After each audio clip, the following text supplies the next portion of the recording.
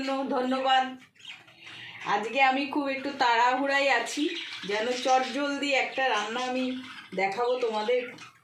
সেটা হচ্ছে বাঁধাকপি চিংড়ি খেয়েছি, কচু শাক চিংড়ি খেয়েছি, লতি চিংড়ি খেয়েছি, এবার আজকে ওর নাম হচ্ছে মূলো চিংড়ি। মূলো চিংড়ি খাবো। এই হচ্ছে মূলো সেদ্ধ, এই চিংড়ি মাছ, এটা হলো পেঁয়াজ কুচি, হলো ধনে পাতা, কাঁচা লঙ্কা, টমেটো, এই দিয়ে আমি চলো দেখাই মূলো চিংড়ি। কড়াইতে তেল চলে গেছে, সাদা তেল। তো তোমার আজকে তো তাড়া কিসের?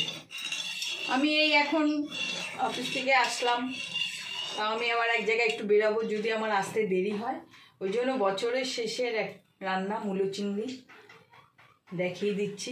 আবার 1 বছর পরে দেখা হবে সবার সাথে। আচ্ছা, তো এখন কি যাবে? এখন যাবে কালো জিরে। কালো জিরে গেল ফোড়নে। আচ্ছা, চিংড়ি মাছ কত টাকা সব? এটা এই চিংড়ি মাছটা হচ্ছে 350 টাকা সব। 350 টাকা কেজি? এই সব বলছি 35 টাকা। 350 টাকা শ দিয়ে চিংড়ি মাছ? 35 টাকা শ। আচ্ছা, 35 টাকা শ চিংড়ি। আর মূলো কত রেখেছে? মূলো 50 টাকা বলেছিল, 40 টাকা করে এনেছি আমি। মানে কেজি 50 টাকা, 40 টাকা কেজি এনেছো। আচ্ছা, কতটা এনেছো মূলো এখানে? দিতে হয়ে যাবে তাহলে। আচ্ছা, দিয়ে দাও, দিতে বলো। মূলো কতটা এনেছো? মূলো এনেছি 600 গ্রাম। একটা মোটা মূলো তো, যার জন্য 600 গ্রাম ওজন হয়েছে। 600 গ্রাম মূলো। আর চিংড়ি কত আছে? চিংড়ি এখানে 150 গ্রাম আছে। আচ্ছা, দেশি চিংড়ি এটা। আচ্ছা, 150 গ্রাম দেশি চিংড়ি, সাথে দেশি মূলো 600। মূলোটা একটু ভাপিয়ে নিয়েছো? হ্যাঁ, মূলোটা একটু ভাপিয়ে নিয়েছি, এটা বলতে ভুলে গেছি। মূলোটা একটু ভাপিয়ে নিয়েছি। না, বলেছো তো মূলো সেদ্ধ। আর সাথে যাবে শুধু টমেটো, ধনেপাতা, কাঁচা লঙ্কা। আর পেঁয়াজ তো যাবেই, ম্যান্ডেটরি।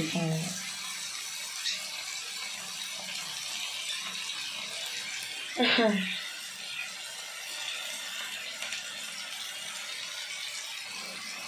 আজ এই বছরের শেষ রান্না। বছরের শেষ রান্না, 2023টা শেষ। কেমন কাটলো তোমার 2023 মা? ভালো মন্দ সব মিলিয়ে কাটলো, কিন্তু কথা হচ্ছে 2023 চলে যাচ্ছে, বছরের শেষ। সবাই যেন ভালোভাবে শেষ দিনটাও কাটাও, বছরের প্রথম দিনটাও ভালোভাবে কাটাও, সবার ভালো হোক, সবার শুভ হোক, এই কামনাই করি। বছরের শেষ বলে কথা।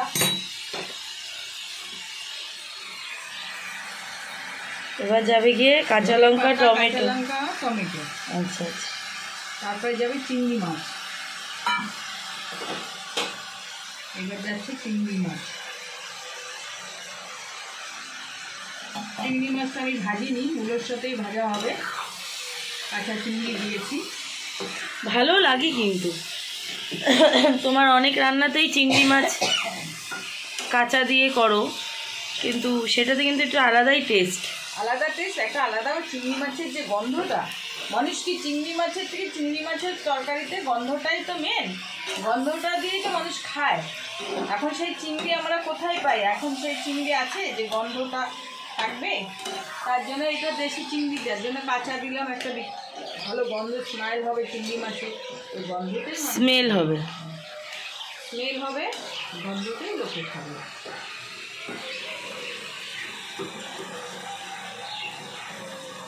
আচ্ছা, তো এটা ভাজা ভাজা হোক। আচ্ছা, আমার দিদা মূলো দিয়ে বা চিংড়ি দিয়ে মানে সব থেকে বেস্ট কি রান্না করতো? ওটা দিদা করতো মূলো দিয়ে, শিম দিয়ে, বেগুন দিয়ে, আলু দিয়ে, ফুলকপি দিয়ে, সব দিয়ে একদম পেঁয়াজ ফোড়ন দিত, কালো জিরে ফোড়ন দিত, দিয়ে সব সবজি দিয়ে, চিংড়ি মাছ দিয়ে, একদম লাল লঙ্কা দিয়ে মাখো মাখো একটা তরকারি করতো আমাদের। মূলো দিয়ে যে বললে লাল লঙ্কা হয় না? হ্যাঁ, সব সবজি দিয়ে যদি আমি চচ্চড়ি করি তো লাল লঙ্কা হবে না কেন? আচ্ছা আচ্ছা, এটা যেহেতু মূলো দিয়ে আলাদাভাবে চিংড়ি মাছ, তাই লাল লঙ্কা দিইনি, এমনি দিয়েছি। কাঁচা লঙ্কা দিয়েছি, তার একটা টেস্ট আলাদা। হ্যাঁ, আবার কাঁচা লঙ্কাও ফেলে দিত মা। বাবা ওই খাওয়ার সময় কাঁচা লঙ্কা একটু ডলে খেত। দিদাদু তো খুব ঝাল খেত। আমাদের পুকুর ছিল, পুকুরে কলমি শাক ছিল, সেই কলমি শাক আমরা কোনোদিন কিনে খেতাম না। সেই কলমি শাক তুলে সেই মা কলমি শাক কেটে, তারপরে পুকুরে কাঁকড়া ছিল আমাদের। আমি মনে ভাবছিলাম যে তোমায় জিজ্ঞেস করব।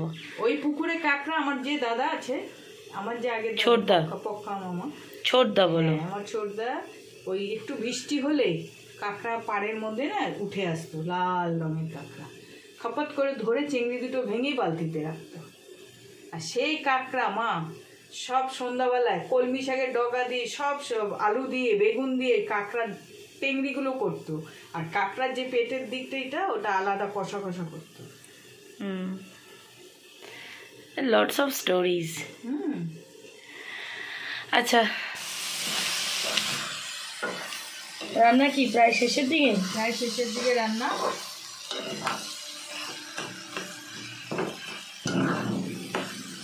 বাবা আজই একদম বাজি পাচ্ছে। আমি একটা ছোট্ট রিকোয়েস্ট করছি, যারা মনে করছো যে 31st নাইটে নতুন ইয়ারকে স্বাগতম জানানোর জন্য বাজি ফাটিয়ে স্বাগতম জানাবে, একটু ভেবে দেখো।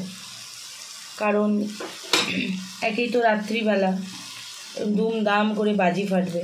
আচ্ছা বলে না, আচ্ছা কী দেবে তুমি? আচ্ছা দিয়ে দাও অল্প করে চিনি। তো ধুমধাম করে বাজি ফাটবে। এটা মানুষের জন্যও খুব ক্ষতিকর, কারণ অবশ্যই মানুষ, বয়স্ক মানুষ আছে, অনেক বাচ্চারা আছে, অনেক হার্টের পেশেন্ট আছে, যাদের জন্য খুব খারাপ।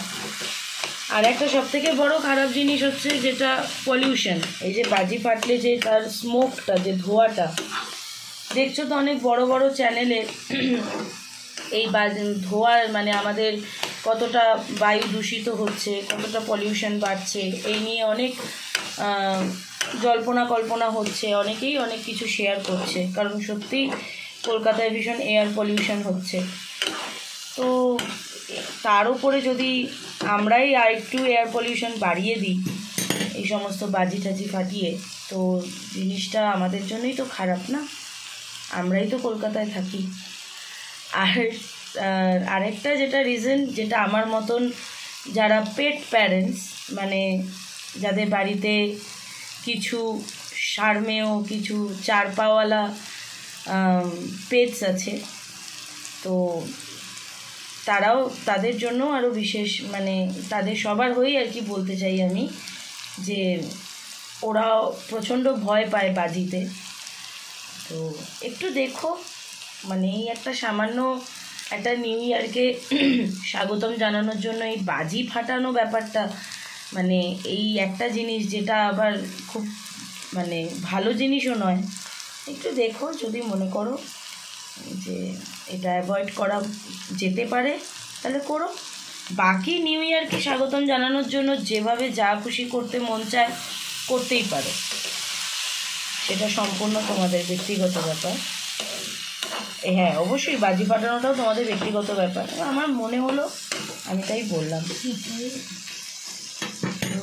তোমারও একই মত তো মা? হ্যাঁ একদম।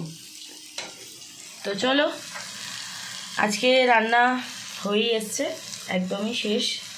এবার এটা সার্ভ করা হবে। তো মূলো চিংড়ি কেমন লাগলো? হ্যাঁ করবো, তারও মূলো চিংড়ি কেমন লাগলো জানাও কমেন্টে। ভালো লাগলে লাইক করো, কাউকে দেখানোর হলে শেয়ার, আর চ্যানেলটা অবশ্যই সাবস্ক্রাইব করে দিও। এটা প্লেটিং করে নিয়ে ফাইনালি আসছি। প্লেটিং ডান, এই হলো ফাইনাল লুক মূলো চিংড়ির, দেখতেই পাচ্ছ। তো আজকে কড়াইতে থাকাকালীন টেস্ট করা হয়নি, তাই এখান থেকে একটুখানি জাস্ট নিয়ে টেস্ট করে দেখতে হবে উনি কেমন করলেন।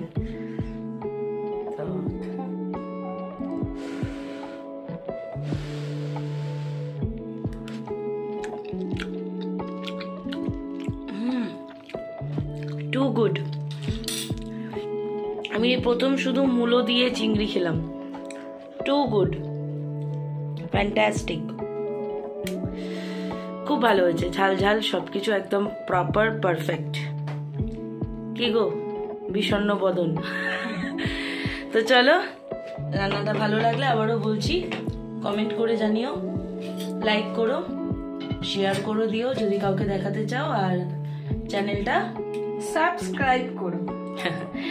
টেক লাভ, বছরের শেষ বলে দিই, টেক লাভ, গিভ লাভ, স্প্রেড পিস।